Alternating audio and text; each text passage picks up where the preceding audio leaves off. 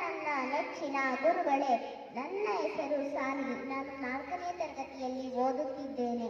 ಗಣರಾಜ್ಯೋತ್ಸವವು ನಮ್ಮ ಭಾರತದ ರಾಷ್ಟ್ರೀಯ ಹಬ್ಬವಾಗಿದೆ.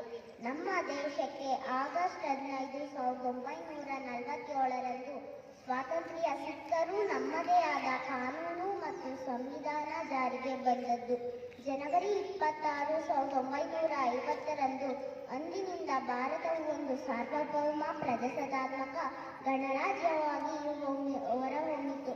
ನಮ್ಮ ಭಾರತ ಸಂವಿಧಾನವು ವಿಶ್ವದ ಅತಿ ದೊಡ್ಡ ಲಿಖಿತ ಸಂವಿಧಾನವಾಗಿದೆ.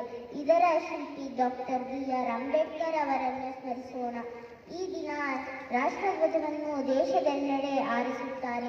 ನಮ್ಮ ದೇಶಕ್ಕಾಗಿ ಪ್ರಾಣತ್ಯಾಗ ಮಾಡಿದ ಮಹಾನ್ ನಾಯಕರನ್ನು ಹಾಗೂ ಗಡಿಯಲ್ಲಿ ನಮ್ಮೆಲ್ಲರನ್ನು ಕಾಯುತ್ತಿರುವ ಸೈನಿಕರನ್ನು ಸ್ಮರಿಸುವ ದಿನ.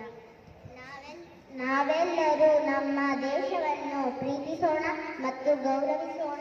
ನಾವು ಭಾರತೀಯರೆಂದು ಹೆಮ್ಮೆ ಪಡೋಣ. ವೇಷ ಬೇರೆ, ಭಾಷೆ ಬೇರೆ, ದೇಶ ಒಂದೇ ಭಾರತ, ಒಂದೇ ತಾಯ ಮಕ್ಕಳೆಂದು ಘೋಷಿಸೋಣ ಸಂತತ. ಈ ನುಡಿಯೊಂದಿಗೆ ನನ್ನ ಭಾಷಣವನ್ನು ಮುಗಿಸುತ್ತೇನೆ. ಧನ್ಯವಾದಗಳು. ಜೈ ಭಾರತ ಮಾತೆ.